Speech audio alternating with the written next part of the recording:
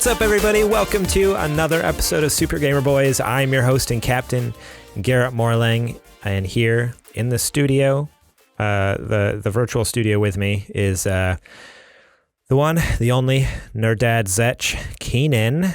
Heyo. And on the other side of the world, somewhere I think in the slums of India, actually, he went over to do humanitarian work to help with the COVID-19 crisis. JJ Purdom. Heyo. Yes, and now there is a total shortage of curry over here because I am trying to bring back a whole lot because I love the chicken curry. Very good stuff. Very good. No, actually, you know what? I'm going to tell you, Garrett. I don't know if you heard, but when you were giving your rousing thing for Zetch, here's what you sounded like to my trained ear. It was like, here's Zetch Keenan. Yeah, he's Zetch. And then on the other side of the world, it's JJ. Hey, can you just try to act like you're happy to see us and have us in the virtual studio? Honestly, this is like the worst night of my week because it just means I have to stay up till 1 o'clock in the night editing this thing. But no, I'm just kidding. We're going to make sure it's later than that because we're going to say a whole lot of inappropriate stuff you're going to have to edit out because Zetch is really quick with the F-bombs, man. I mean, I've been blown away by your use of the F word. I've learned things from you, young man, that are just shocking. It's like there's a simplicity to it, but a beauty as well. There's like a beauty to it. You know, you do it very artistically. He peppers it. It's kind of like George Carlin said. It's such an interesting word because you can use it as a noun or a verb or an adjective. I'm highly impressed. Almost like the word dude. You use the word dude as a noun or an adjective. Maybe not a verb. Oh, dude. Right. Dude. Yeah. Dude? Dude? Question? You can use it as a question? It's one of those versatile words in the whole dictionary. And it's not even in the dictionary. It's not. Is it? Is it not? I don't know. The world will It sounded good. Yeah, there's no way to find out either. That's the second time tonight. I'm going with it. It's the second time tonight. There's some piece of information. There's no way to test it. No way to find out the truth. So Never know. never know. That's how I live my life, guys. You can't verify that crap. You can't fact check me. We know, Google JJ. Yeah, I know. We know that's how you live. Yeah, we know exactly how you live. Yeah. Call it confidence. Yeah. So how's your guys' this week's been? Does it start with you, Zetch? Well, we'll get into it later on, but I finally beat Doom Eternal. Yeah. But one of the coolest things I found out this week is I forgot exactly how I discovered, but now I keep getting ads for it. But there's a Kickstarter campaign going around for this game called Sea of Stars. And I saw the art come through in an ad. I think it was on Instagram. That's how I discovered it. I was going through my Instagram stories and it popped up in there. So good work to whoever put together your campaign because that's totally why I started backing this project. And it's supposed to be the second. It's from Sabotage Studios. Yeah, it's made by the same people who did The Messenger, right? Yep. And if you back the game, like for $40, you can actually get a free copy of The Messenger after everything's all done and ready to go. But the game doesn't come out until like 2022. But it looks so beautiful. Like it's some of the most beautiful pixel art I've ever seen. And it's in the same type of style of like a Chrono Trigger, where it's like you're running around the world and you like touch a creature and all of a sudden it goes into like a battle mode. And I'm like, oh man, I'm all about that. And so I started looking more into the game, checking it out, and they have like a lot of cool like mechanics, especially with like different players or characters, excuse me. One of the things that actually really stuck out to me was the way the world is built. And this is totally nothing new. Like this is something that's always been done before, but I like it when they apply modern day like game development techniques to an old school style game. For instance, in the game, you have day and night, right? Mm-hmm. And it plays in like the characters, like one character is like a sun character and the other character is like a moon character. But throughout the game, as the day progresses, the shadows get longer depending on what time of day. So like you'll see like night move to day and day into night in like this weird, cool, awesome pixel art style. Yeah. So it's like nothing that hasn't been done. In fact, it's been done since like Ocarina of Time, but like watching them do it was really particularly awesome. And like just like the gameplay, like the developers and everything, I was like, all right, I'm in. I gotta see how this game actually turns out. So I backed it, and I'm really excited about it. And that's awesome. Now I have something to look forward to in 2022. Yeah, And the messenger. I saw a trailer for it. It was a few weeks ago now. It was before you had posted something in the Discord, and I was like, oh yeah, I know that game. And the main thing I remember from the trailer though is the music is incredible. Like I just want to listen to the soundtrack. They picked up the same composer who did the Chrono Trigger soundtrack. Oh, okay. So he's not doing the whole soundtrack, but he's doing a few. Yeah, that song that was in the trailer was beautiful. I was like, I just want to listen to this song all day. Like this is so stinking good. Yeah. But I'm super pumped for it. And then they released, I guess they hit like all the stretch goals as of today or yesterday. And so they're actually going to, for anybody that backs it, you get extra DLC after the game comes out and some other cool stuff. So, and they're even doing physical copies too. So you can even do like a physical copy if you wanted to get the game on a physical version. Comes out Switch, Xbox, PS4, and PC. So everything. Okay. So, yeah, it's going to be pretty cool. Yeah, I think I looked at the Kickstarter there, and by the time this episode goes live, I think you guys would only have like a day or two to back it. Like I think it ends this week, like the end of this week. So if you're interested, go check it out. I might even throw a link in the description. So check the show description on this episode, both on the YouTube here and if you're listening to audio, because yeah, it looks beautiful. I'm excited for it. I probably won't back it, but definitely one I'm going to keep an eye on. And as soon as it comes out on Switch, I'm definitely going to check it out. Yeah. They also let you join their Discord channel so you can actually keep up and talk to the devs and stuff. Oh, nice. That's cool. Yeah. Or at least have the devs talk to you. And I think if you back at like $60, then you can actually have like journalistic privileges basically. And you can actually get like a early demo of the game and all this stuff. So I almost did it for that. But I was like, I don't know if I'm going to like the game $60 worth. So I don't know. Yeah. I know. That's a tricky thing with Kickstarter. You never know. You don't know. Like it might come out and be garbage. It might come out and be great. It might not ever come out.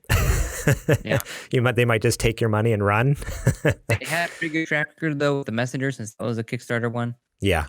Yeah. One of the people that published it, so Sabotage made it, the publisher of it, was an actual like big deal publisher.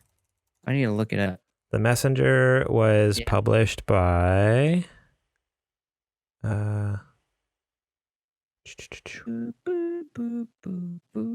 Digital. Devolver, that's it. Yeah, and Devolver publishes some really amazing games. Yeah. So, yeah. I was gonna say Devolver. I didn't want you guys to, feel bad or look bad from my crazy video game knowledge. So, I held back, but I was real close. I was real close to just, I was going to shout Devolver, but I didn't say that. Yeah, thanks. Okay. Thanks, JJ. Thanks. Oh, hey, you guys got to win some too. You know what I mean? This is a 3-man crew, boys. I mean, I'm not here. It's not all about my glory, even though I'm the one who gets all the fan mail. But you know what I mean? I'm just saying. Yeah, it's only because I put your address on the internet because I was too scared to put mine on there. And I am very appreciative of that. My car has been egged twice. Oh, that hit me up from the ACLU. Yeah. You know what? But that's cool. It is what it is. They're just attacking for no reason. Well, maybe a couple of reasons. They show love in weird ways. Anyway. Yeah. Well, as for me, I've actually had a really horrible week because I came down with a fever. And I was pretty sure that I was going to have to quarantine myself for a couple of weeks. No, but I was going to have to quarantine because I came down with Tiger King fever. Let me tell you. Oh my goodness. Have you not jumped on this? Because, dude, I'm telling you, I got all 7 episodes down. I'm waiting. They have an extra one that just dropped. And I'm telling you, I probably need to quarantine because I legitimately could think of nothing else. I could do nothing else. This Joe Exotic and this show had me by the tiger balls. You know what I'm saying? It was amazing. Have you guys not jumped on? My wife and I started the first episode on Friday, and wow. Right? How are you even on the podcast right now? I would be with like no clothes on watching that stuff. Nipple rings, just like John Finley on there. In fact, I've got no pants on right now, by the way. Full disclosure. Dude, oh my gosh, that show has changed everything for me. I'm related to people that resemble every character in that docuseries. Just absolutely insane. I feel that show is the ultimate exaggeration of what most of America feel the Central Valley, California people are. Like, oh yeah, you're from Central Valley, California? Well, you must be like Joe Exotic. You must be an Okie. No. Well, I am from this area, so I mean, I'm just saying. There is a striking resemblance. Except for I don't have the sweet mullet that guy's got. Or the eyebrow ring. You got an eyebrow ring in there. The one's like I'm not allowed to. That was one of the first rules my wife gave at the altar. No eyebrow rings. Yeah. That's it. Draw the line at eyebrow rings. I'm being held down, guys. I'm just saying. Jeez. Oh man. Well, I guess I need to check out this show because I've heard everyone talking about it. Everyone at church, everyone online on Twitter, everyone on all the podcasts I listen to, and I've just been too scared because it sounds way too crazy. But, don't be scared, man. Funny Tiger King story. We're watching the show, and my wife the whole time she's like, "Why does Tiger King sound so familiar?" She's like, "I can't figure out why it sounds so familiar." So we're going through, and it gets to a part where he's like, "Oh yeah, this is my gift shop. This is where I sell all of my my merch, my clothing line, my barbecue sauce." And Amanda goes, "That's it, barbecue sauce. We bought his barbecue sauce one time." No. Like, oh, really? I was like, see, then he showed a picture of the barbecue sauce bottle. I was like, oh my word, I remember that. That's some good stuff. That's some good stuff. Oh, wow. So yeah. There's probably meth in that. Why it was so good. That's why it was so good. Took my steaks to a whole new level. House has never been so clean before. Didn't sleep for days. Boy. Yeah. Well, my weekend was all right. I mean, it was Easter weekend, so we just kicked it. It was a weird Easter weekend to not be with family, hanging out, doing Easter dinner. That's what my family did growing up. They do a big dinner and hang out and Easter egg hunt, and we just hung out at home and just ate candy and did nothing. So it was all right. It was just with everything going on, it's just gonna make a lot of things just feel a lot weirder than they normally are. That's all. It's an adjustment. But yeah, other than that, I don't know. I played a lot of that's not true. I was gonna say I play a lot of video games. I didn't play a lot, but I stayed up super late playing them. So it felt like I played more than I did because I'm just exhausted now for the next week. I'm just gonna have to try to catch up on sleep. But technically that counts. When you stay up late, that counts for you played a lot of video games. Okay. I can't stay up past 11. Yeah, I was up to 1 or 2 in the morning on Saturday night. And I was getting into it. I was playing with some buddies. What were you playing? I was playing the Warzone, some Plunder. Nice. Because they just added the quad mode. I'll talk about later in what you've been playing. So it was 4 of us playing. Man, there was some moments where I was straight up throwing the controller down and running around the room and cheering and stuff. And I was getting into it. And the next day, our housemate and Trudy, we were both sitting there at the table, just eating lunch or something like that.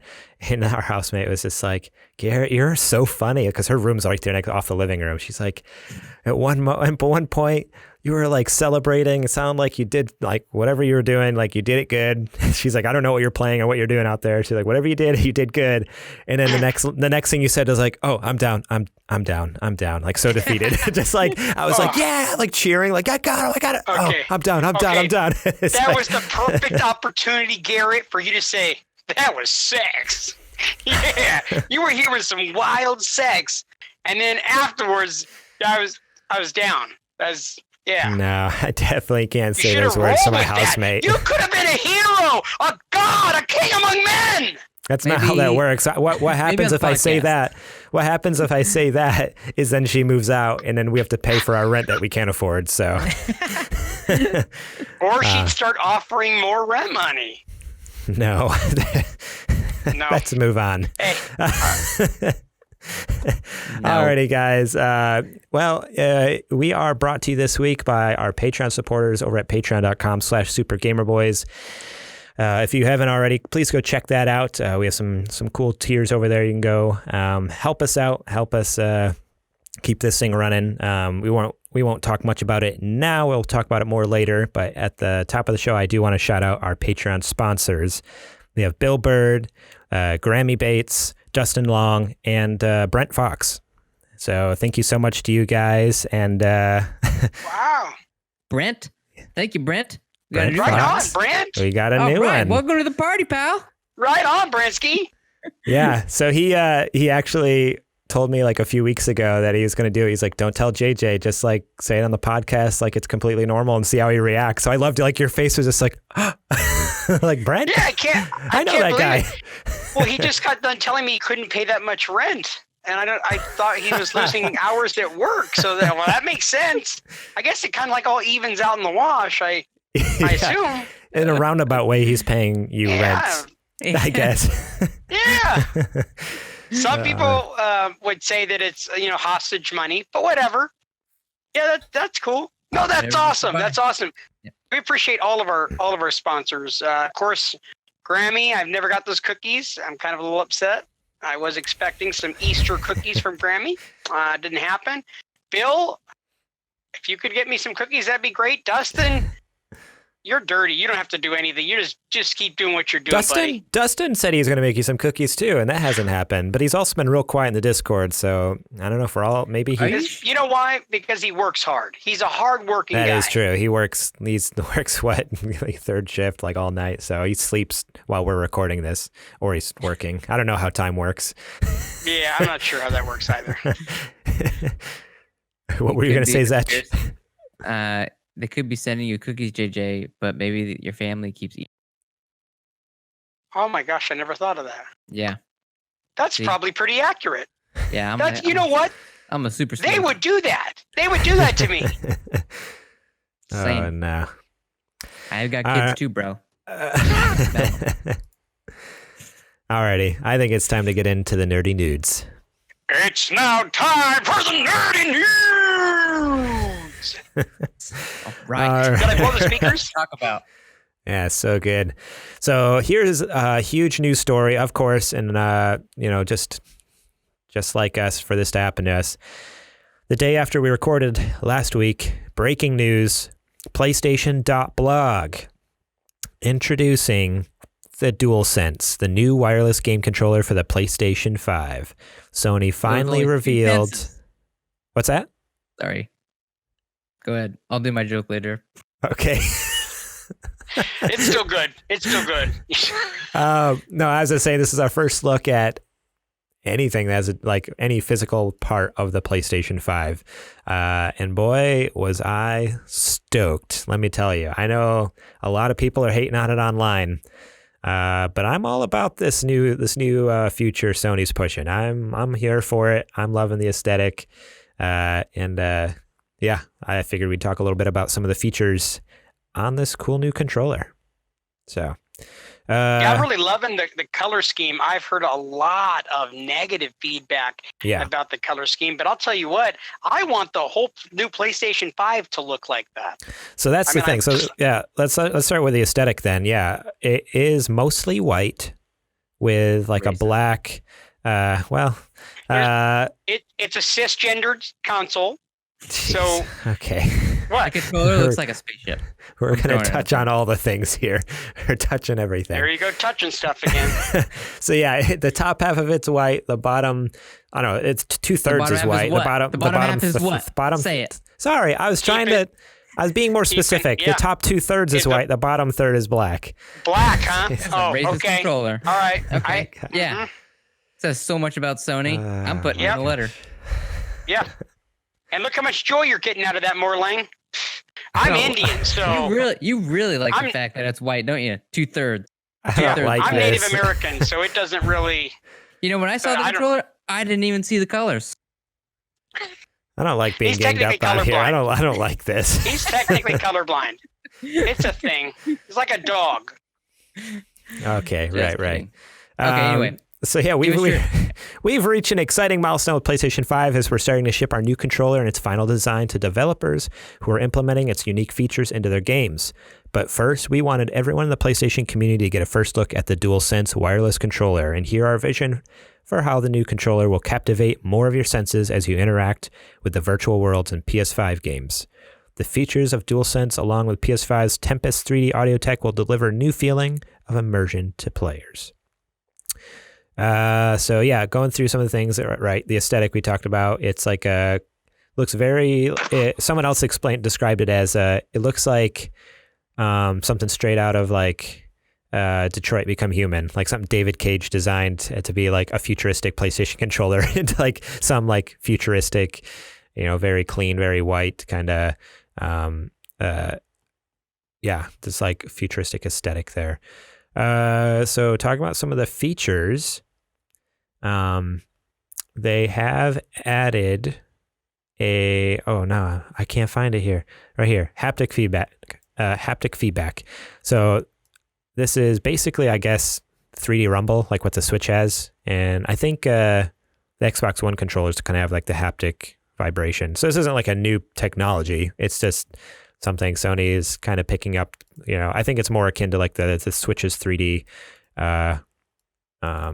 feedback. What is it called? I just said it and now I don't remember what I said.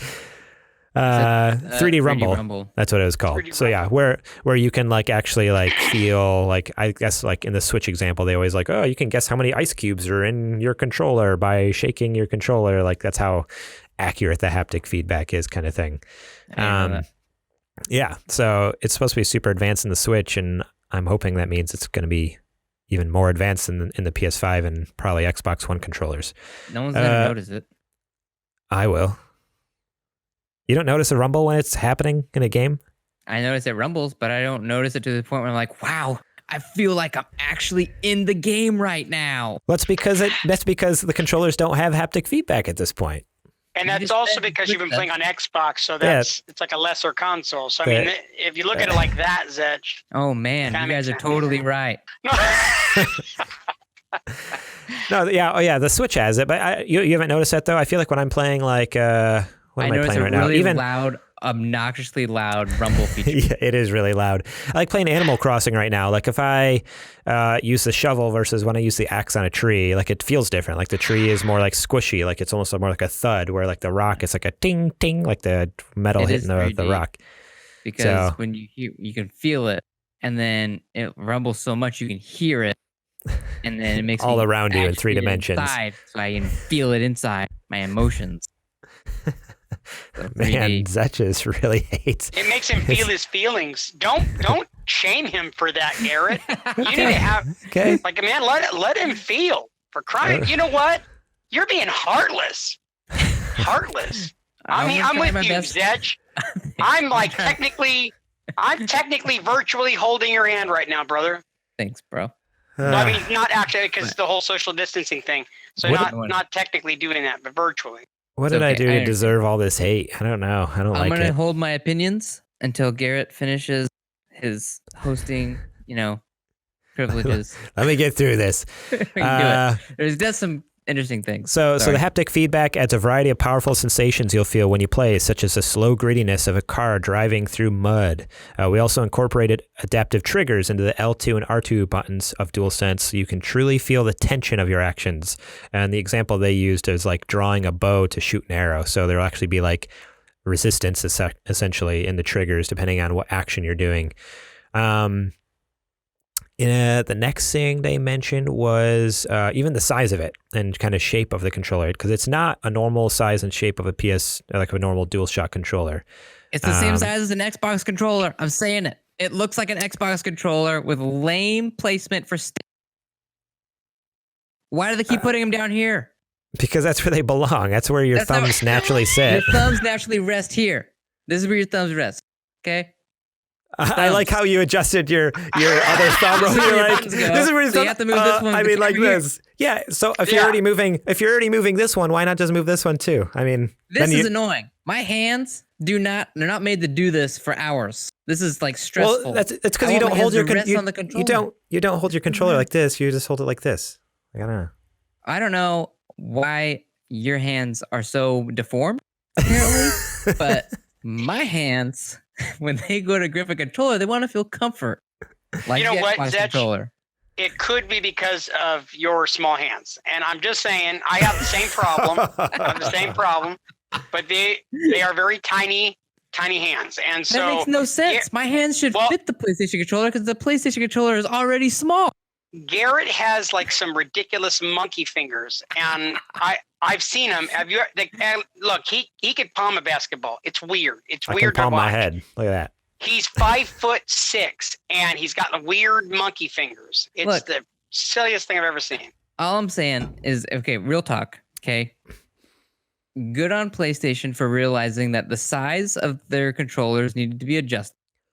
Because the Xbox controller, I'm not saying it's exactly like the Xbox controller, but it definitely, I'm not the only one that, I've been listening to like a few other podcasts and a lot of people have been saying it. It looks like an Xbox controller. Just the sticks are down at the bottom. Yeah. Okay. Yeah, where they belong. I don't care about the shape and size of it. I just mind where the analog sticks are. The whole thing is a gimmick. The adaptive triggers. Whoop-de-doo. I mean, they're triggers, man. You pull the triggers. I mean, you think that's going to make me want to play Call of Duty different? It's like, oh, cool. Now I actually feel like I'm actually in the game pulling a trigger of an AK-47. No. I just want to pull the trigger and shoot. That's all I want to do. Well, see, that's because you're just a fake Xbox gamer, where I'm a real Sony pony, and I'm all about the experience, not just all that says is the whole transaction is that you're clearly biased towards a gimmicky controller. No. Okay, no. Look, let me say something real quick. No, what that means is that you're biased because I'm the one who's open-minded. Like, I don't mind. I love my controller. I'm totally analysis. I'm totally fine with it. No, let me finish. Let me finish, JJ. Let me finish. I'm getting angry in here.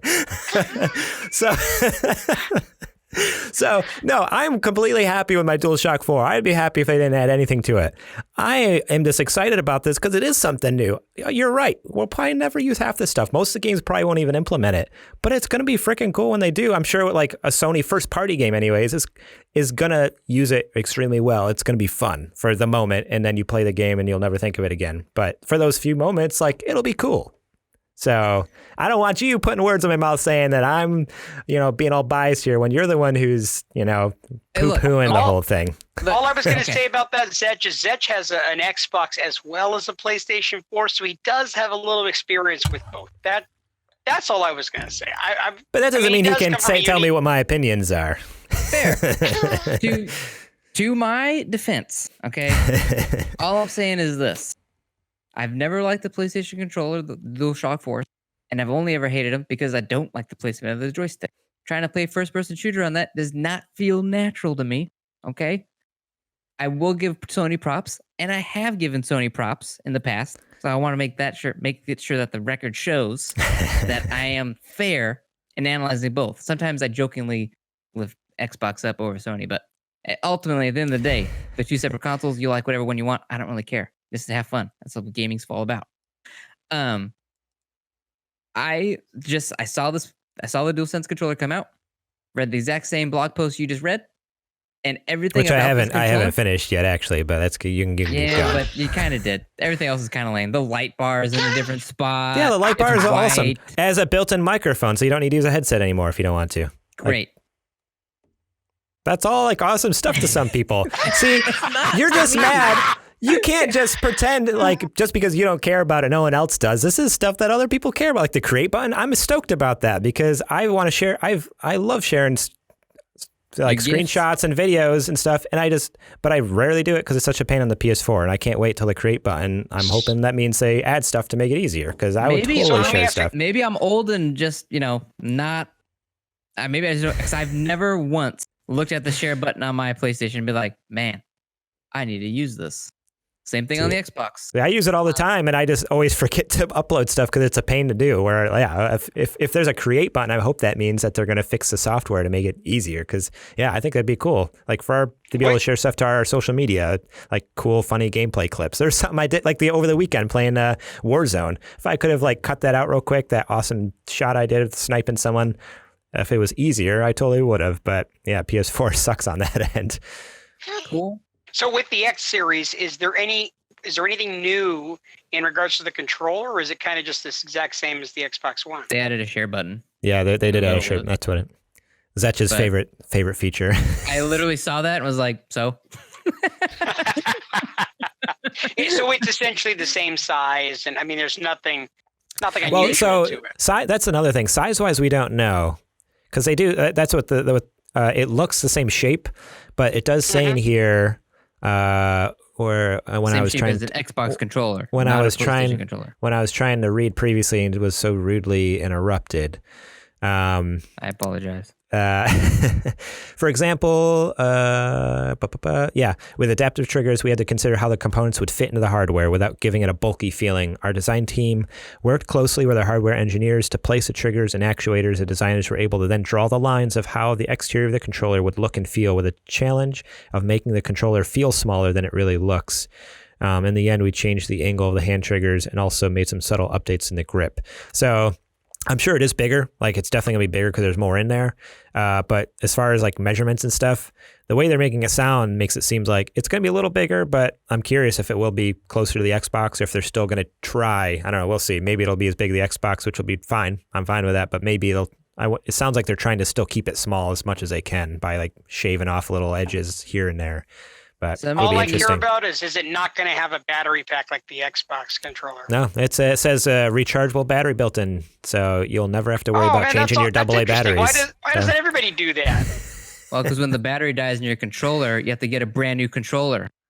You thought about that? Dang, you got me there. you got me there. That's good. I've never had that happen, so I don't know. Well, people have, Garrett. It happens. Oh, are you guys okay? Oh, are you guys okay? Man down. Oh, no. Oh, you're technically looking at my nipple right now. That's not true. No, that's not true. This is PG. Wow. I've got you guys stacked on a weird box with a book. It's very precarious. Yeah. Okay. So as far as the controller goes, though, like with the color scheme, I know for me, it technically doesn't tell us anything, but it gets my hopes up. Like, ooh, are we going to have a cool black and white color scheme on the PS5 then? Or is it just going to be a flat black or a flat white box? Because if it's like a two-tone design on the actual console, I'm all for that if that's the case. But it did have a pretty cool design. And I don't know if you guys follow Boss Logic on Instagram. Yeah. You see all the cool little skins he did for the controller? Yeah, his mock-ups are pretty amazing. So cool. I was like, man, if they can make the controllers look like these, yeah, I'd be down. Even like I saw people just do like flat black ones. I'm like, yeah, it does look really good just plain black, but it also looks good with like white, or people did like red, or I saw this like retro one. It was a gray with like because that's another thing. They changed all the like the X square circle triangle.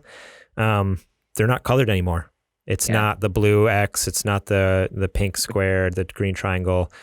They're just gray. They're all gray. Which bothers me a little bit. It does bother me. And so I think one of his mock-ups had like the retro gray, and then everything had the original colors on there. I'm like, oh man, I would totally buy that controller in a heartbeat. But yeah, that does bother me a little bit. The buttons not having the colors. I'm like, those are the sacred symbols, man. You don't mess with those. Like that's right. They're colored for like that. They use that on all their marketing material. It's the brand. Yeah, it's their brand. It just seems weird that now it's gray. Like, I don't know. I think it's the only thing I don't like about this controller so far. Yeah. But obviously when it's in your hand and it's dark in the room and you're playing a game, you don't see it anyways. But one thing I was going to say about the going back to the design, a lot of other commentators were looking into the controller as well that I was checking out. They said that as far as the design goes, they say, it's supposed to feel smaller. Mm-hmm. It actually is supposed to feel smaller because it's like lighter weight. So they ended up, even though there's more in there, they did their best to make sure it weighed less than what it would actually look like it weighed. Okay. So it might be as long bigger, as it still has a little heft to it, because that's always the worst. You buy like a cheap controller off Amazon, you pick it up, you're like, oh, this is a cheap controller. It's just plastic. Yeah. It's like weighs nothing. So I hope there's a little weight to it still, but okay, yeah, that'll be pretty interesting. I don't know. I'm excited to get a hold of this thing. And honestly, like with this, I know we've complained a little bit in the past. Like I'm guilty of this for sure, and other people are too. But we've been dying for like some sort of PlayStation 5 reveal. But I heard someone else say this, and after I thought about it, I'm like, you know what? Yeah, like that. I agree with that 100%. Was this other person was like, I really like that Sony isn't just dumping information on us, because this slow trickle, like it gets the hype up, and it's still a long ways till November. And it's kind of nice to be able to like just have the anticipation building. And like if we just got the dump, like, I mean, for this person in particular, not for me, but this person was like, yeah, we got that dump of Xbox news, and I was super like hyped and stoked out of my mind for the Xbox One or the Xbox Series X for a little bit. And he's like, but now I'm not. Like I got that information and I can't wait to get one. But he's like, he's not anxiously waiting, because they know, like Xbox fans know everything. And that's not the case for me. I'm still like, okay, Xbox Series X is really cool still. But with Sony, like, yeah, just building this anticipation and drawing it out, I'm kind of coming around now saying like, oh, actually, I'm okay with this. I'm okay with them holding their cards to the chest, because I don't know. It just makes me even more excited for this fall as it gets closer. And it just means I have to wait less time from the time I finally see it to when we can get it. Yeah, but for sure. I don't know. It'll be interesting. Can't wait to see the box. But again, like, I wonder if it'll be, I mean, it'll definitely be like a summer thing. I wonder if it'll be like a June, July thing they finally drop for us. I was really hoping that the controller was going to look like the banana one that they did for the for the PS3 originally. The boomerang or whatever. Yep. Yeah. Oh man. JK. Talk about bad hardware. Imagine holding that thing. Like every time I look at it, like, because obviously it never came out. It was at the reveal event, and then when it actually came out, they had a different controller. That's how every PlayStation controller feels to me. It's like, oh man, I couldn't imagine holding it thing. Just teasing. You all feel like bananas? This feels so uncomfortable. Man. That's the next news story. There isn't much to talk about, but I just wanted to touch on this because I've tested it out, and I know some people in our listener base has been curious about it, but Stadia Pro is going free for the next 2 months. Google is finally opening the doors. So it appears as Google is getting ready to open the Stadia to a wider audience. The company announced today that new and existing users in 14 countries will get 2 months of Stadia Pro for free. And anyone can sign up. Stadia Pro normally goes for $10 per month and currently provides access to 9 games for free, like so you don't have to pay for, because the other games you have to pay for. Destiny 2, The Collection, Grid, Guilt, Metro Exodus, SteamWorld Dig 2, SteamWorld Quest, Hand of Gilgamesh, Thumper, and the Serious Sam Collection, Spitlings, and Stacks on Stacks on Stacks. Now, so yeah, Garrett, I know that you played quite a bit of Stadia, and I know your opinions and impressions of it. Didn't Zeb, like it. Did you Yeah. ever get a chance to play any Stadia? No, but I will say this. I totally called it. Once they announced that they were going to do a streaming service, I was like, that sounds like a bad idea. I was like, that's not going to fly. And sure enough, Yeah. it has not. Yeah. we were pretty hot on it until like the week before when they made that announcement, like, oh, actually there's only 12 games available at launch, and like 9 of them were 7-year-old games, where it's like, oh no, this is bad. Like we were instant so fanboys bad. in the very beginning. We loved the idea and the thought that it was going to be what xCloud looks to be becoming. Or NVIDIA, GeForce Now. GeForce, yeah. Yeah, I tried GeForce Now back in the day. That one was really good. I just did a free trial beta. like right now. Yeah, I tried the beta back in the day, and then a couple months ago I did they have a 90-day free trial for their Pro, the GeForce Now Pro, and it still works just as good as it did before. It's amazing. I think that's my top. Well, xCloud is really good too. I've been using it on my phone once in a while. xCloud works great. GeForce Now works great. I don't know what's wrong with Google that they can't figure it out, but I wonder if part of it's the fact that GeForce Now and xCloud, both of those are services that are tapping into games that you already own. So maybe. I don't know what they're doing different that Google hasn't figured out. But number one, the biggest problem with Google's thing has been the service. Like they try to deliver all these things, all these games, all these titles, haven't delivered any of them, and when they have, their service isn't good enough to keep it around. So yeah, honestly, even like Borderlands 3, like I think obviously the PS4 and Xbox One and PC versions are all like current with their updates, but I think the Stadia version is still like back in like December, so they're like 4 months behind on their firmware updates. It's like, it's so crazy. It just goes to show the first two people, Microsoft and Nvidia, they're in gaming. They do this all the time. Yeah. Google is a bunch of very talented people, very talented developers and programmers, but this is not their lane. And they're starting to show. So what really this smells like to me is a last-ditch effort to get people to adopt their program. And they're like, look, well, this, pandemic's happening, self-quarantine's a thing. We can give it away for 2 weeks and see if we can get any traction with it. But if you can't deliver before a they kill it platform off. at the end of the day, it's all about the games. It's all about the software. And if you don't have any games that people want to play, especially when the titles you're offering are all old, then no one wants to go there. I already have all those titles. I got them on Steam. I got them on Xbox. They've been given away for free for years. Like anybody that's got a PS Plus subscription or a Xbox Gold subscription or a Humble Bundle subscription is most likely have access to those games. Well, Google's main selling point was that it had more infrastructure than a lot of those other companies, and they had the ability to have higher teraflops. And I mean, they were really, really preaching a good game. And that's why a lot of us were excited and like, hey, if they can deliver, they're right. They do have a better infrastructure than most of those other companies. They have a larger footprint than most of those other companies. There's no reason why they can't deliver, but they don't have the subscribers right now to make this thing profitable. I think you're right, Zetch. This is going to be a last-ditch effort to try to see if people are going to get on board. But I think this is going to go the way of a lot of things that Google's done. They try stuff. It doesn't work. It fails. They bag it. It's only a matter of time before Stadia gets bagged. It's not going to be sustainable. Yeah, 100%. No, it's crazy.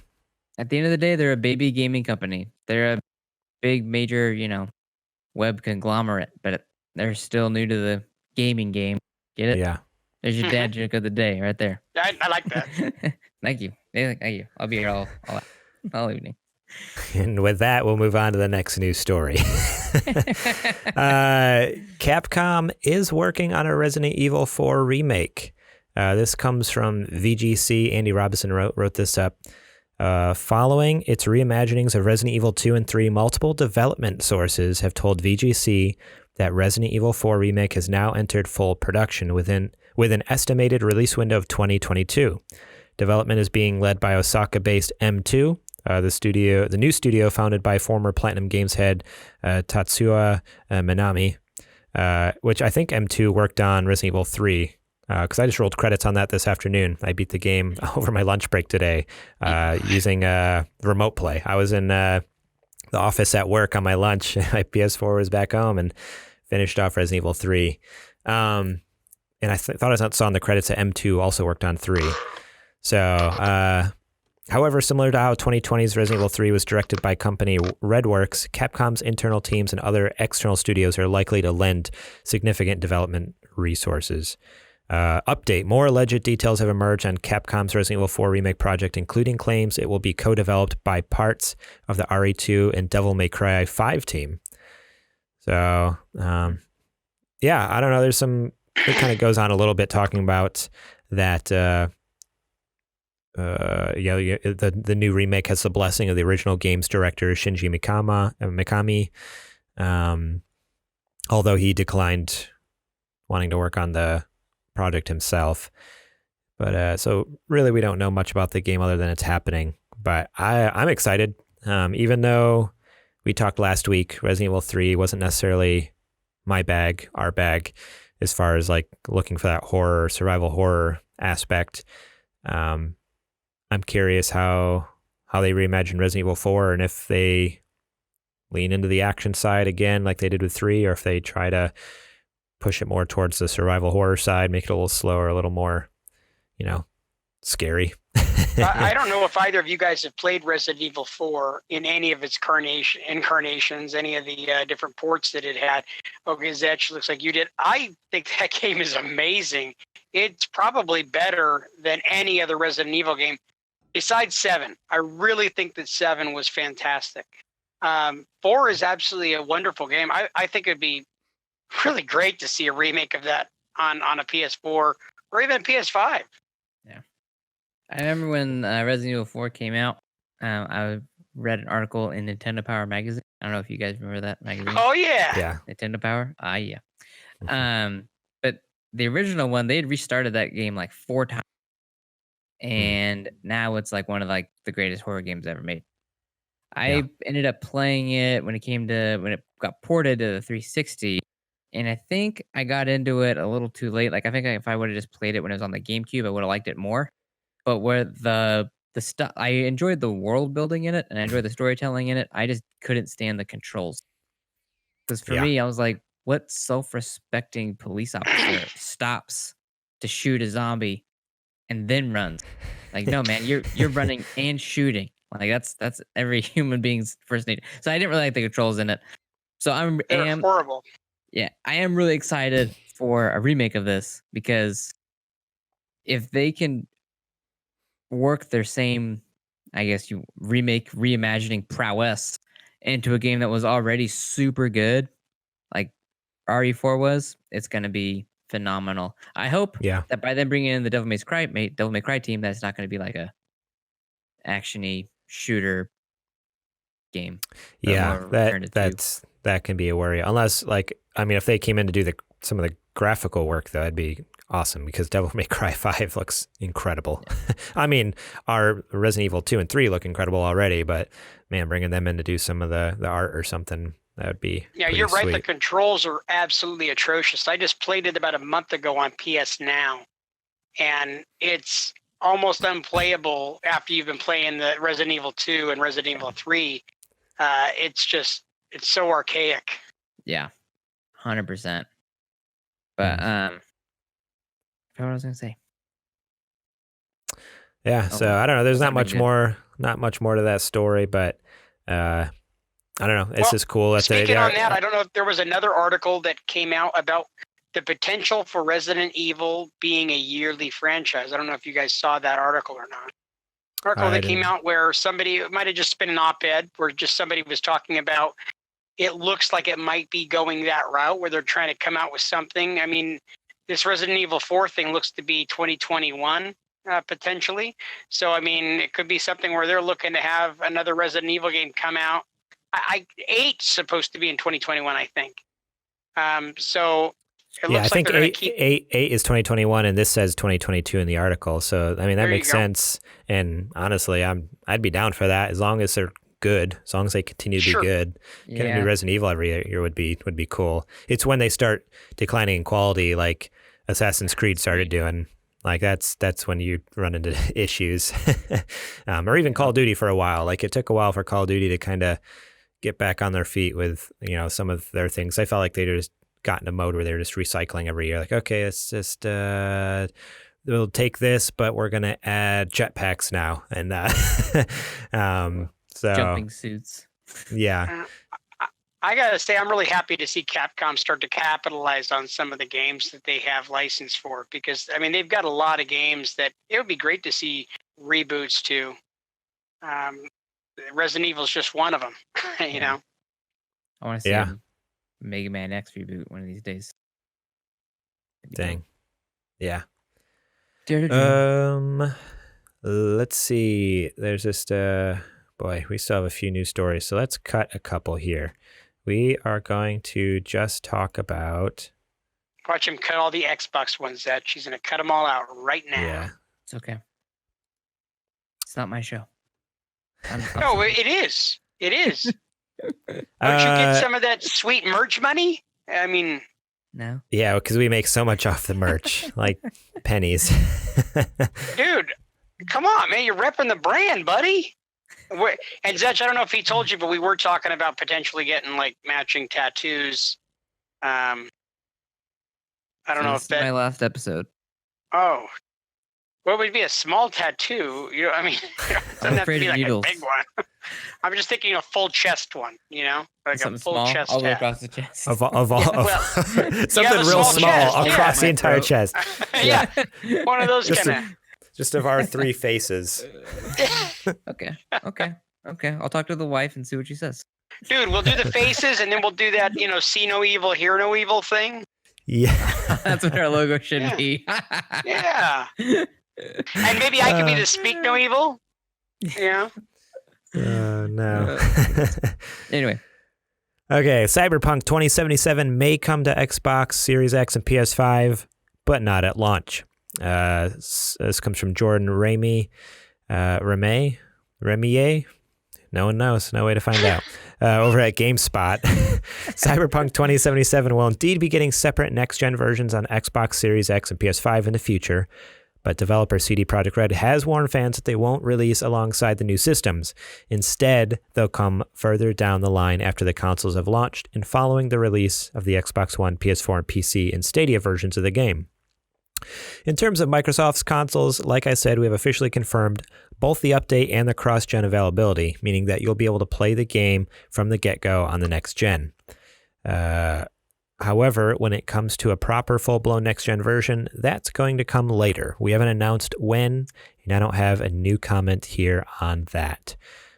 He also, so this is the CD Projekt SVP of Business Development, Michael Nowakowski, who said that. He also reiterated that Sony hasn't said whether PS5 will support enhanced PS4 games like Microsoft already has for Xbox Series X and Xbox One. So there's no official word for whether PS5 will be able to play an enhanced PS4 version of Cyberpunk 2077. If Sony doesn't offer that, they'd be stupid. Like, I feel like I think that's a given at this point. I mean, they already have the feature on the PS4 Pro. Like, the PS4 Pro plays an upgraded version of a PS4 game. So why wouldn't they take the same technology and put it in the PS5 so it plays PS4 games better? Like, it's I think it'd be stupid if they didn't, because they already have that technology and use it in the Pro.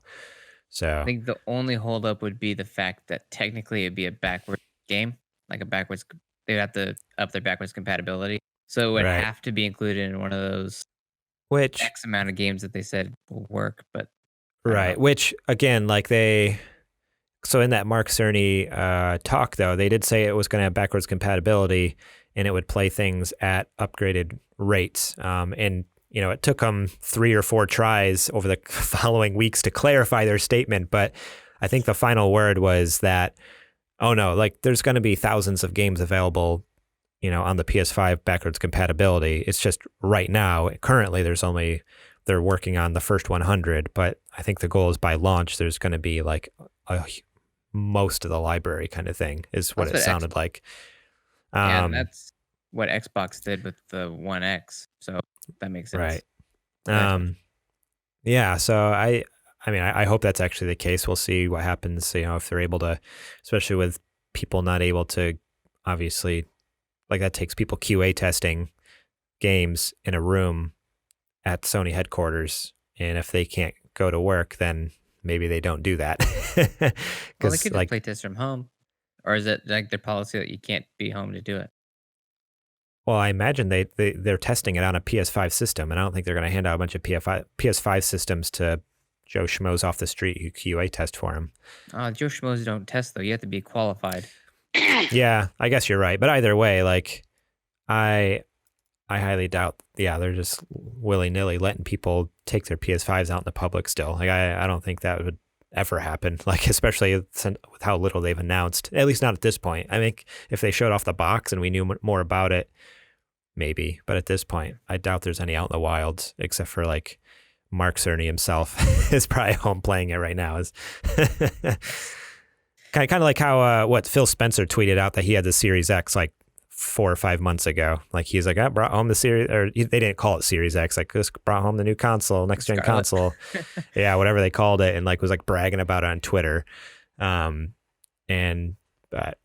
yeah, so I don't know. This isn't surprising, I guess, just because this was supposed to come out this spring on PS4. So obviously, it was supposed to come out in April. It should have been out by now.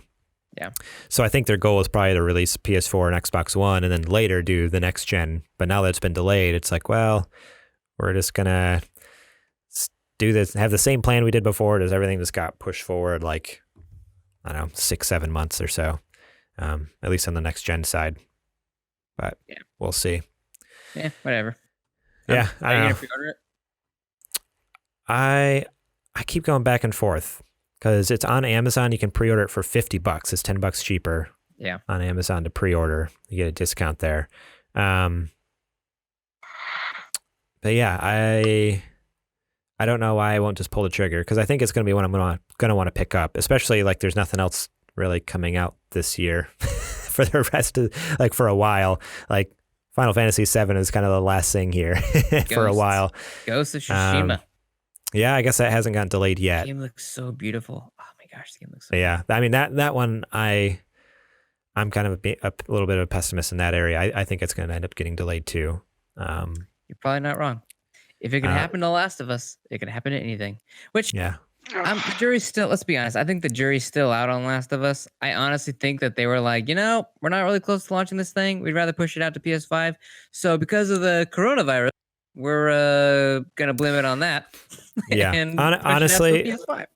And I think I mentioned that just real quick the last time we had a discussion about Last of Us, but I wouldn't be surprised if, The Last of Us is still running behind schedule. And I also wouldn't be surprised if, I know I just said I was kind of being a pessimist, but I kind of worded this a little funny. What I meant to say is if Ghost of Tsushima comes out on time, what I was meant to say is like basically that tells us that Last of Us 2 was in worse shape than we all realized. Like they delayed it once, and I think whether it's coronavirus or not, I think you're right. It would have gotten delayed again, and basically, but it all depends. We'll see if Ghost comes out. So if Ghost comes out, that means Ghost is on track, and just Last of Us was totally effed up. So we all know that I'm like the big Last of Us fanboy, and that it's honestly part one is the best game I ever played. I love the storytelling in that game.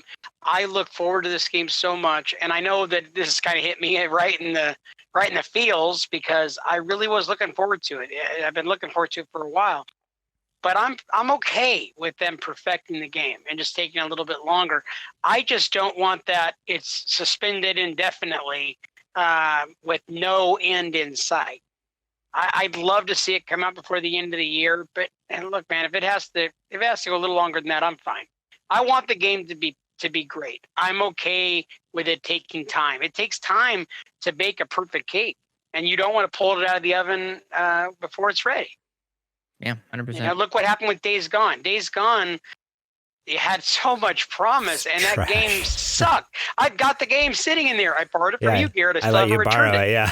And I probably never will. So I'm just saying.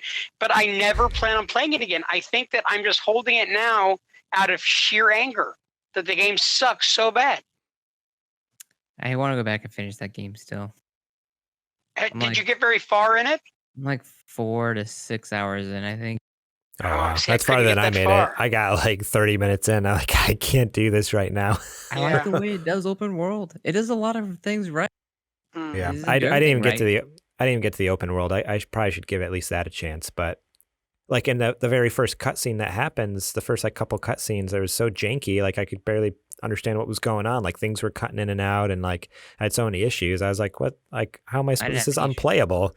I had so many issues. It's like driving me nuts. So I just turned it off after like 30 minutes because I came from playing Red Dead, and I felt like Red Dead was so completed and so polished that coming to Days Gone felt like a game that was still in development. It just felt like it didn't get finished. It was so empty to me and incomplete. And so it broke my heart because I had had really high hopes for that game. I think that they put a lot of time into it, and they saw that we have to try to turn a profit on it.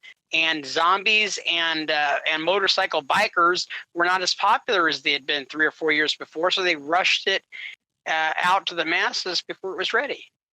I like the driving mechanics in it. I like the stealth in it. And that's strange that your PlayStation was jacking up on the cutscenes, because I haven't had any game-breaking, obnoxious glitches in the game so far. So I maybe I have a magical PlayStation. But Dude. I also think I need to clean my PS4 because over the weekend playing Resident Evil 3 and then Final Fantasy 7, holy smoke! Even Warzone. I was playing Warzone the other night, and I was playing with my buddy Derek, and I was like, "You got to hear this!" I took my headset off and put the microphone next to the PlayStation. It was like, just like screaming, like it was like the most crazy thing. Like I was like, "Holy!" Like, because I never hear it because I always have the headset on. So I took my headset off at one point. I think talk to Trudy. I'm like, does it always sound like that? And she's like, yeah, it's bad. I'm like, holy smokes. Like it sounded like we had like a jet engine going in our and I'm not just even using the jet engine comparison because everyone else does. Like it actually sounded like, you're like this, like it was like loud, like screaming though. It was like high pitched, like, whoa! It was like banshee screaming. I'm like, holy smokes.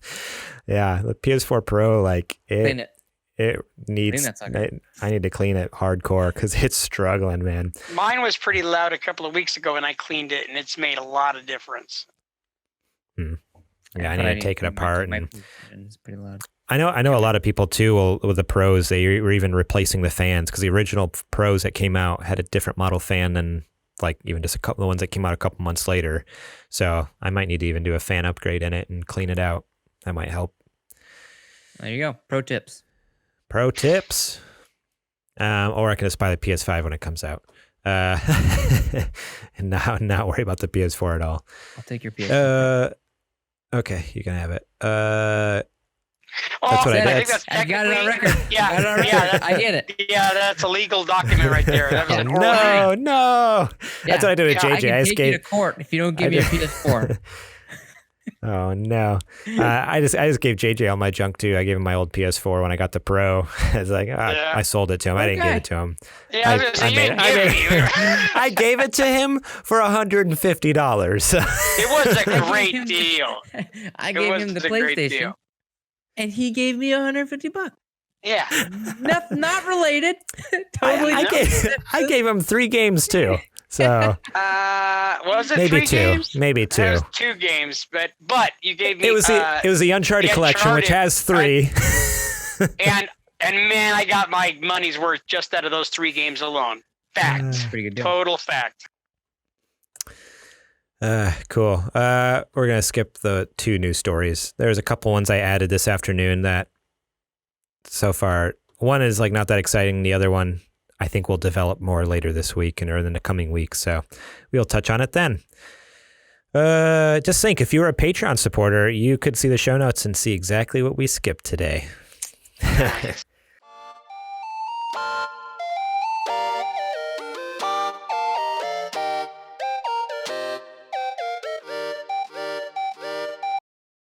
Actually, speaking of Patreon, we're supposed to be doing an ad right now. So Segway. Here we are. Do. There's our music. This is all staying in, by the way. You're welcome. If you guys haven't checked it out, I strongly urge you to go to patreon.com/supergamerboys. Take a look at our tiers we got over there. We got some fun little perks. Nothing major. We're not going to send you a t-shirt or anything because we're poor. But you do get access to show notes. You get access to ad-free versions of the audio version. I can't talk either. Holy cow. Ad-free audio versions of the show early. Right after we record, I try to pump that out as soon as I can Monday nights. And then we have our producer tier. You can support us there and have a little more hands-on. We had a producer for a while who pitched some fun segments that we did, and yeah, it was fun having a producer. I miss that. So if any of you guys are feeling very generous for $15 a month, you can go be our boss essentially to an extent. Essentially, Garrett also gives you a mani-pedi once a month for that producership. So that's a real cheap mani-pedi, $15 a month. Well, he doesn't have nail clippers, so he does most of it with his teeth. But he's very, very good. Very good. I've gotten really good at getting rid of those nasty hangnails without making you bleed. Yep. Fungus is all gone. I actually support the podcast now for the same reason. But I do appreciate the fact that you're able to get those corns off that I thought were like there with me for life. You know what I mean? You're very good. You're very good. You're getting gross now. $15 a month. Oh my! But even just for $1 a month, you can, like I said, get our episodes early and ad free. So go check that out. $1? Just $1. $1? You get the private RSS feed, Super Gamer Boys Deluxe. It's called, and for $1. You get it. Dude, you're just practically giving it away. I am. I'm selling you for dirt cheap, JJ. Said my mother when I was younger. So yeah, go check us out, patreon.com/supergamerboys. And now let's get back to the show.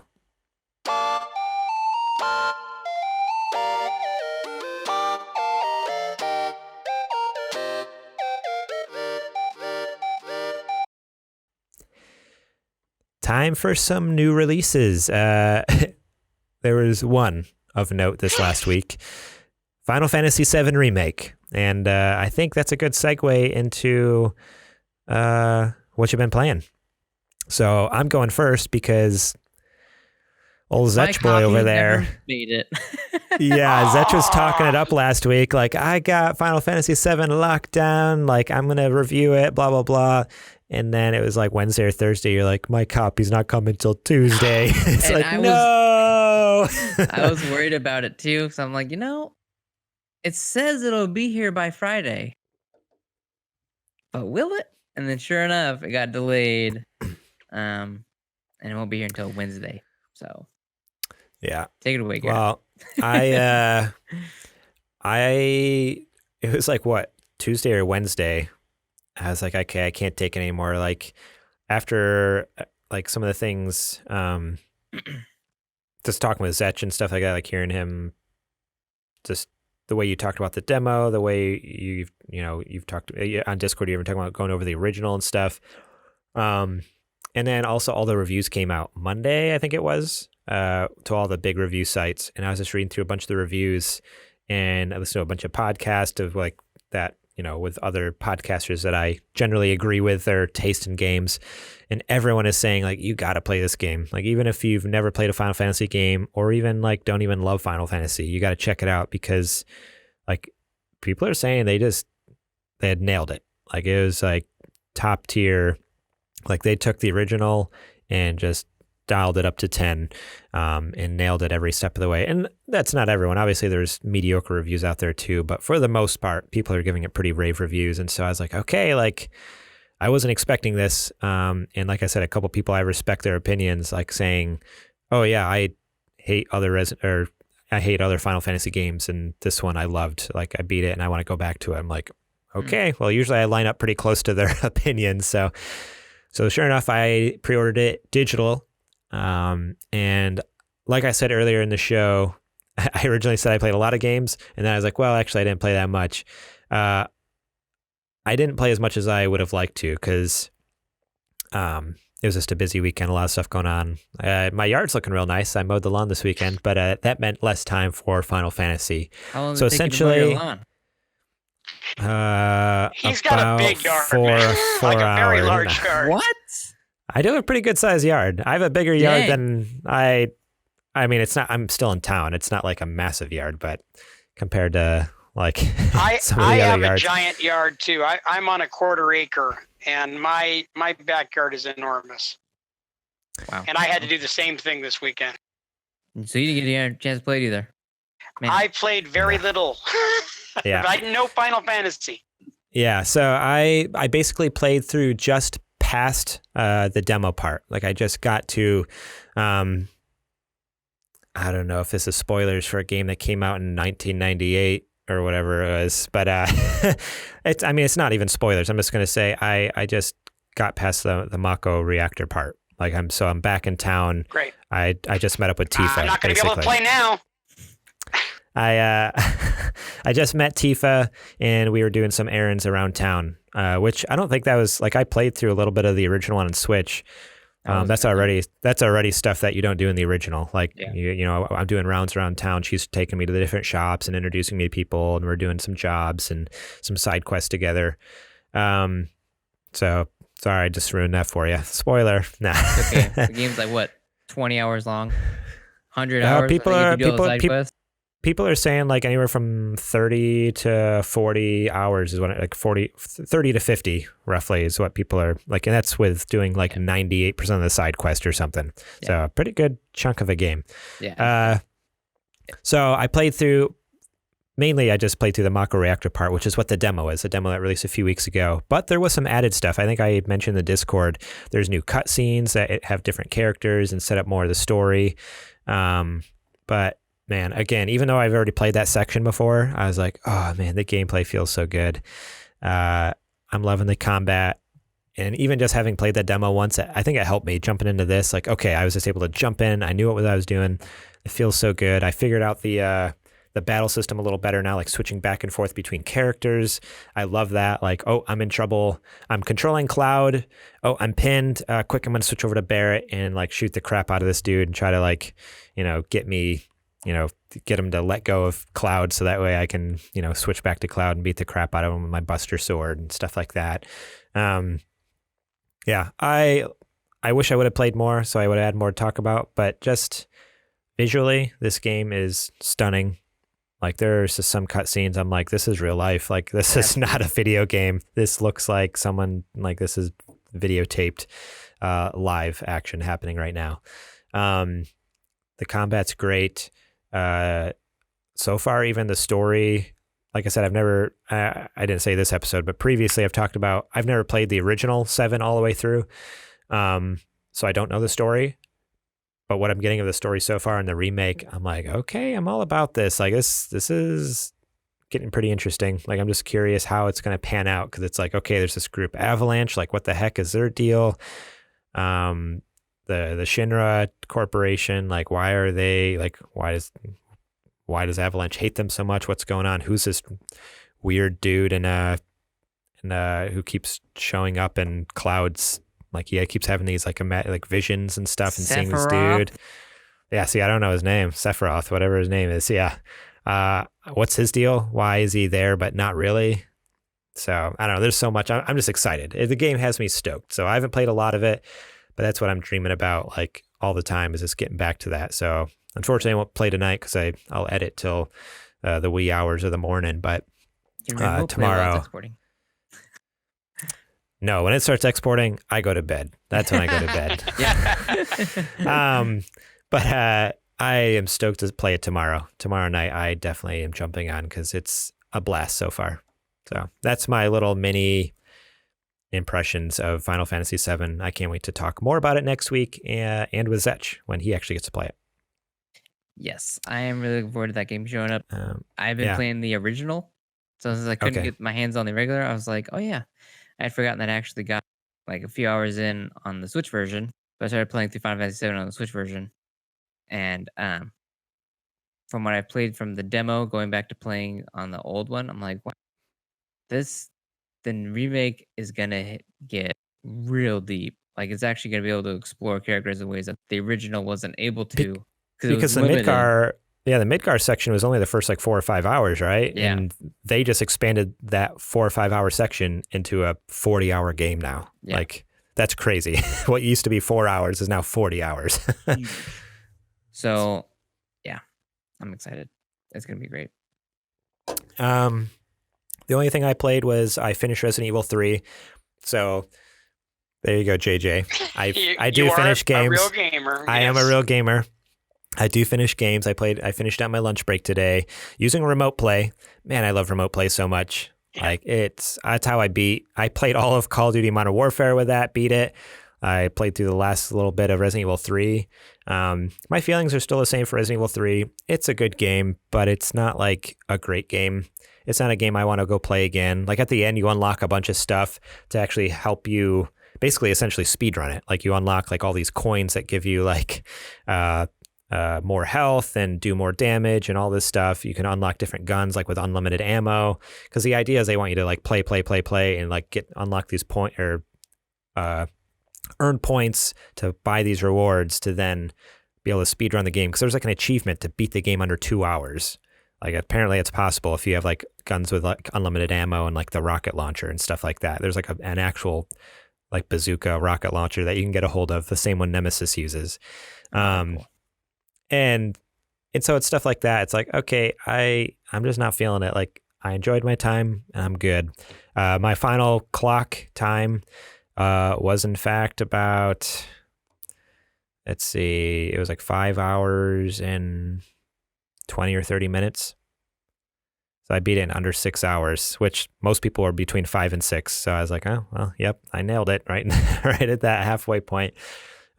Which has me a little bummed, like $60 for a 5.5 hour game. Although it does come with that Resident Evil Resistance, that multiplayer mode, which I did play a couple rounds. It's fun enough, but it would be more fun if there was a bunch of, I had friends who played it, but none of my PS4 friends are ever going to buy this game. Like none of them are fans of Resident Evil. So I feel like I'm just kind of like stuck now with like this thing. Maybe I'll let JJ play it and then trade it in as soon as possible to get the most money from it. But yeah, it won't take me even 5 hours to finish that game, guaranteed. Yeah, right. So yeah, that game's done and over with, and can't wait to move on to Final Fantasy VII. What have you guys been playing? You want to go first, JJ? So, yeah, absolutely. So I've been playing Resident Evil 2. I actually played a couple of good hours on Sunday morning, Easter morning. I got up really early with the intention of saying to myself, I need to have quiet time when the kids aren't awake for me to be able to get into this game. The game is too scary for me to play when they're awake. So that means I can never play. So I got up really early and just played for a good 3 hours. And Resident Evil 2 is scary as heck. So the fact that you say that Resident Evil 3 isn't really a horror game kind of concerns me, because I was never scared. I love not once. the horror aspect of Resident Evil 2. I forgot to mention, like, not to spoil too much, but like the boss fight at the end, it was such an easy boss fight because I had so much grenade launcher ammo stockpiled. Like I beat the boss in like a couple minutes. Like I just like thump this with my grenade launcher, and it's like boom, done. I'm like, okay, like that was lame. Like I don't know. And obviously that's like everyone's gonna play the game differently. Like some people might use more of the grenade launcher, but for me, I didn't. I only used a grenade launcher in that one sewer section. I don't know if you've hit that, Setch. Yeah, I'm at like the lab at the end. Okay, so yeah, like that sewer section, like that's the only place, like I think that's when you get it, and that's the only time I use it the entire game. And so I had all this like the black powder or gunpowder saved up, and I just like crafted a ton of like grenades and just blew the crap out of the boss. I'm like, oh, okay, that was easy. Like it's crazy, but yeah, you can keep going. Yeah, I wish this game was as scary as Resident Evil 2 was, like you were saying. Yeah, it's super scary, and a couple of different times I caught myself. Like, I honestly was like, okay, I know the jumps are coming. I'm cool. I'm a man. I'm fine. And no, I legitimately jumped so many times. In moments where you would go to like do like a swinging door and walk through a door, and there would legitimately be a zombie right on the other side of it coming at you. And I never saw it coming. I mean, it was over and over and over again, where you're lulled into this sense of like, okay, I'm going to go through this door, and they're right there, and they're all over you, and you're like, oh, and I mean, where I'm physically moving back from the screen, like I can, not get bit if I physically move back, or I'm like, what are you doing? It's a game, and it's scarier than heck. I love it. That game is amazing. They just hit it out of the park. I can't say anything negative about Resident Evil 2. Other than I'm having a heck of a time finding some of the medallions. No, that stuff's hard. Yeah. There was a couple points I had to break a walkthrough out from like IGN or something, because I was like I went for a while. I think it was like once or twice in the whole game, but I was like, okay, I'm really stuck. Like I've literally tried everything, and I look it up. I'm like, yep, no, that's the one thing I didn't try, but I never would have thought of it either. Like, I guess I'm just a dummy.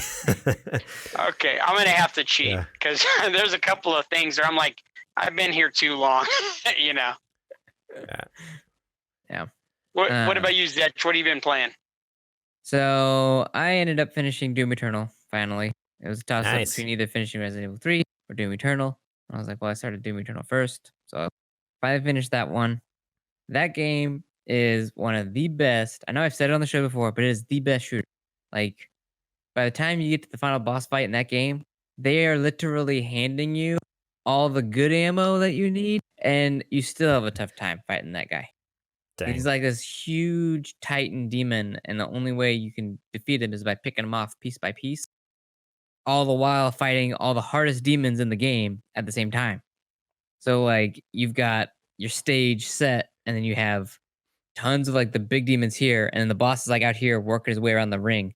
And so you got like BFG ammo, and you got, you know, your relic ammo, and it's just intense from start to finish. So if you're looking for like a really fast paced shooter where you just want to go in and blow stuff up, check out this game. The pacing in it is also, they did it. The first game, Doom 2016, was literally just running and gunning and shooting. Hardly any platforming. Like there was a little bit of like environmental puzzle solving where you had to figure out, you know, like, okay, I gotta get up there. And then you see the body like, okay, just bloop, bloop, bloop, bloop, bloop, bloop. This one is like, okay, so they added in like walls that you can climb. They added in poles that you can swing to and from. So like the traversal in it ends up changing because you have to like be like, okay, not only are you just like jumping and climbing from spot to spot, but you're like, okay, I can jump and climb and swing, grab that wall. I only can hang on to this one for like 5 seconds before it falls apart, jump to that one. And so you're like, okay, so you plot your path around. But then as you're going around, you're like, oh, there's extra health down there. That's the way I got to go. But down there's the health. So then you're like stopping to go figure out how to get the health. So like the game's pacing is really well balanced from like this fun environmental puzzle solving to just blowing in guns blazing and blowing the crap out of everything. So such a solid game. So many different tools and systems that they added onto it over the first one. They added on like a flamethrower feature. They added on different grenades. They added on obviously the sword. They changed some of the mechanics on the BFG. And all of those things you use are going to depend from player to player. So, like for me, I really love just getting up close and personal and just blowing people over with a shotgun. So the shotgun in this one versus the other one has like this chain on it, like a grappling hook. So any type of demon, you can grappling hook them, jet yourself over to them, pop them, or be like, okay, I can actually chain them. And maybe when I get close, I can chainsaw them instead. Or I can chain them, flamethrower them, chainsaw them. So like you can think of all these different combos, all these different guns, and then each gun has different unlockables that you can do. So like you have like your machine gun, right? Well, your machine gun can either, you can choose to have an unlock of have it getting like a rocket launcher, but it shoots all these tiny little missiles, or turn into a sniper rifle. So, and you can go back and forth whenever you want, as long as you have them unlocked. And getting them unlocked isn't super challenging as long as you're willing to take a couple minutes to figure out how to get these other battery packs and do these some of the challenges for the levels. So, Zetch, would you say that if you got Doom 2016, that you would if you loved it, that you would love Doom Eternal? Yeah. The shooting mechanics are exactly, they didn't touch them. So like the way the game feels, especially when you're getting on a roll and blowing things away, feels a lot like Doom 2016. It's just that now it's that with a lot of extra like little amenities, basically. We'll call them ammo amenities, like, you know, your freeze grenade and stuff like that. And then moments where you can actually kind of take a second to kind of catch your breath and traverse around these little intricate puzzles. So phenomenal game. I recommend it. There's also these little cheat codes you can find in the game. They look like little floppy disks.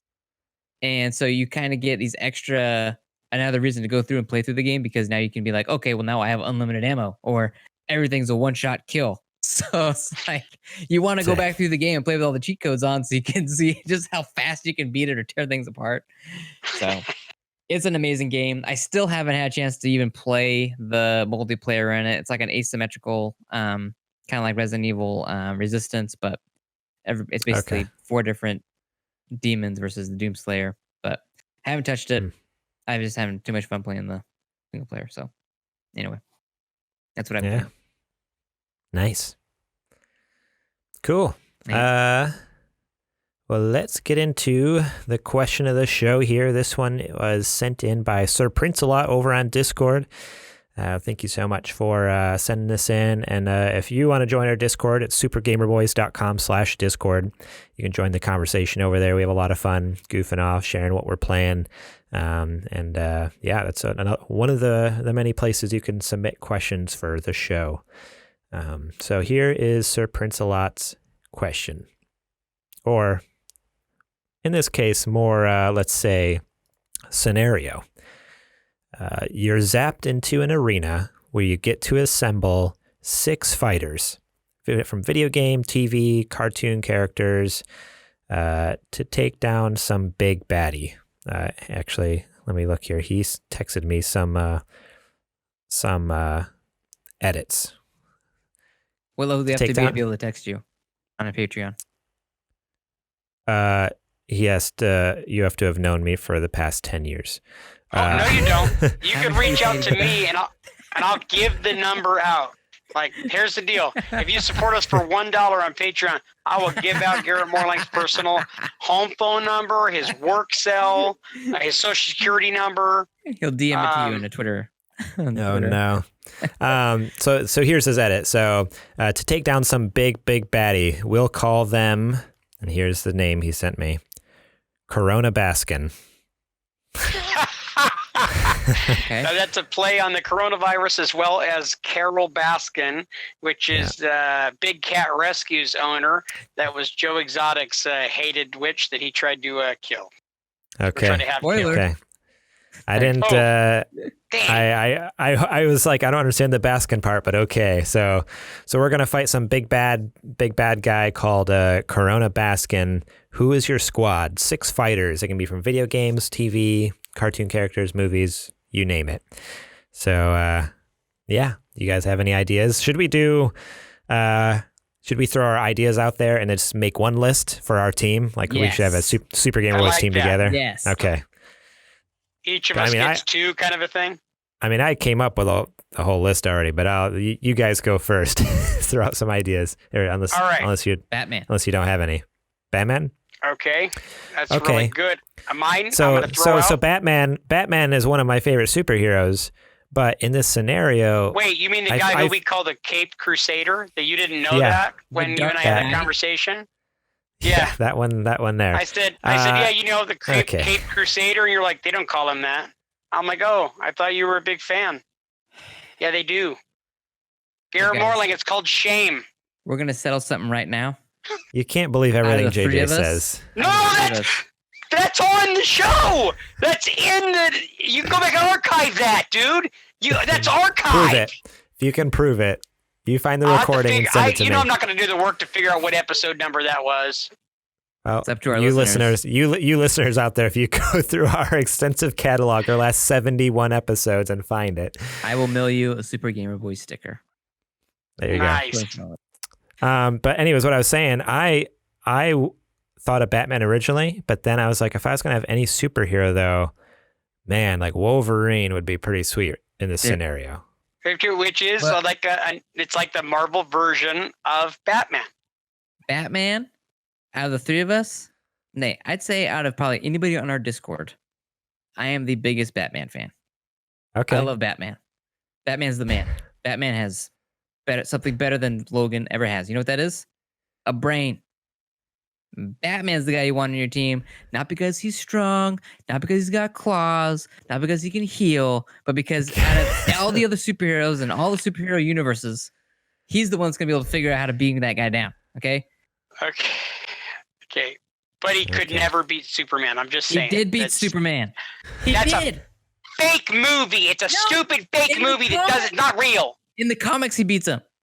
That's fake too. There's a universe where he beats him. There's a universe where Superman wins, and then obviously there's a universe where like they tie.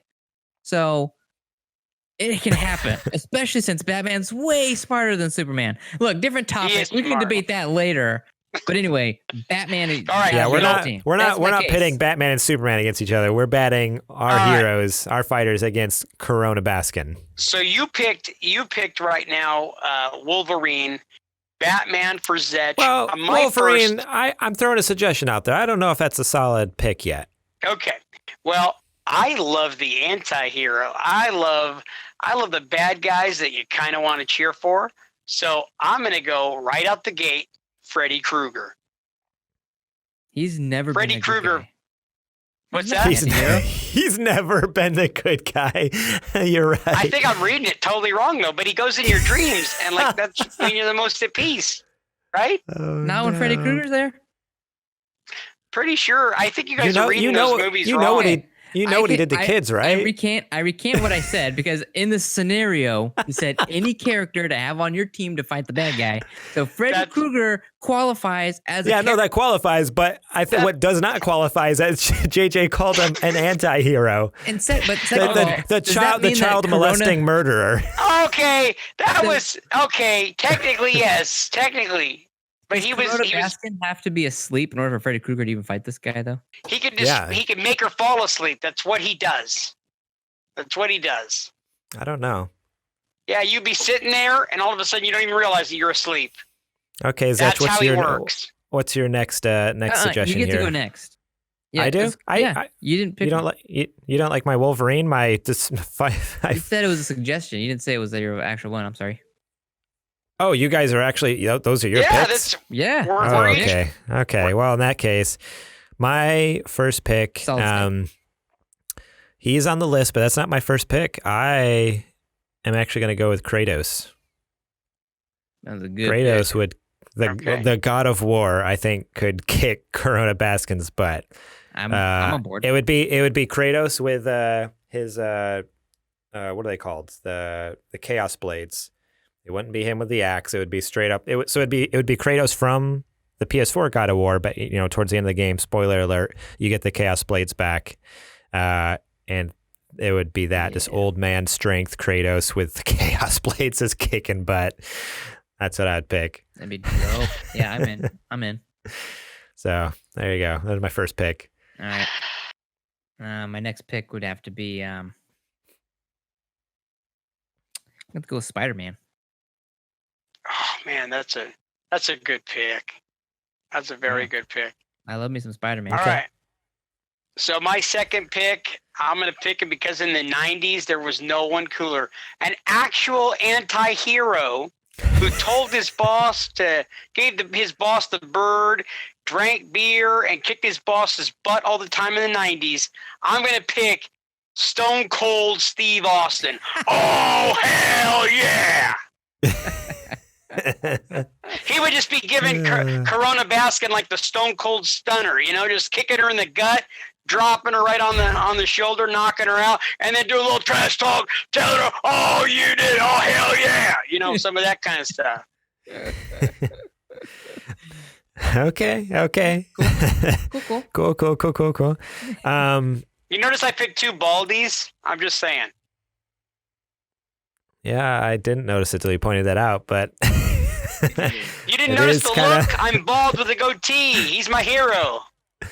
Just like Freddy Krueger, JJ's hero. And I've got some crazy nails, Man, so I'm struggling because I really want to go Solid Snake because he'd get in there with the sneak attacks. He'd sneak up and they'd, just like in D&D.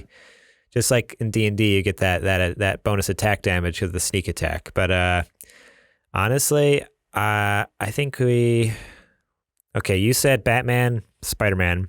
You said we need a tank. We need a tank on this team. So I'm going Donkey Kong. I'm pulling out the big guns. Big old Donkey Kong's gonna come in there and slap the crap out of Corona Baskin. And Donkey Kong can take a freaking beating. He's a tank. He can he'll take all the damage while everyone else is dealing damage to Corona Baskin. That's Are we only right getting? there. Are each of us only getting the 2 choices, and that creates the 6? That's our. Well, originally I think Derek wanted us to do full, like each have 6, but we're late in the show and we don't have time for that. So okay, I'm changing Freddy Krueger. Freddy Krueger can't be on the team, so because of the whole, he's not an anti-hero. So instead of Freddy Krueger, the greatest action flick of all time, as well as the greatest Christmas movie of all time. Escape from New York with Snake Plissken. No, Die Hard. I'm picking Bruce Willis from the original Die Hard. That dude could walk on glass. He's, dude, the guy's like walking through air conditioning vents and stuff like that. It's a great Christmas film. He's a Billy Bad Butt, so I just say like he would be awesome because you just can't kill that guy. It's true. Okay. He hasn't died in a single movie yet. That is true. Except for in the Jackal. Died in the Jackal. Spoiler. Okay, spoiler. But that technically wasn't. It wasn't John what's McClane. His name? It wasn't John McClane. Yeah. Right. That's true. So it's all good. It's all good. Is it too late to add Keanu Reeves to our list? Which I think he's a Final Fantasy from summon Bill type Ted? thing where we can summon. No, Yeah, definitely he's a summon. Yes, he's a summon. Yeah, Keanu Reeves is a Final Fantasy type summon where like we do the cast a summon and he comes out in like his John Wick form and blows him away and then he lasts for 30 seconds. His Neo form. Oh yeah, there you go. Oh, so good. He shows up in spirit in his Neo form, and then he disappears. His John Wick form summons his Neo form. Yeah, it's like summon Inception. This team can't be beat. This is an incredible team. Corona Baskin doesn't stand a chance. Doesn't stand a chance. You're right, JJ. There we go.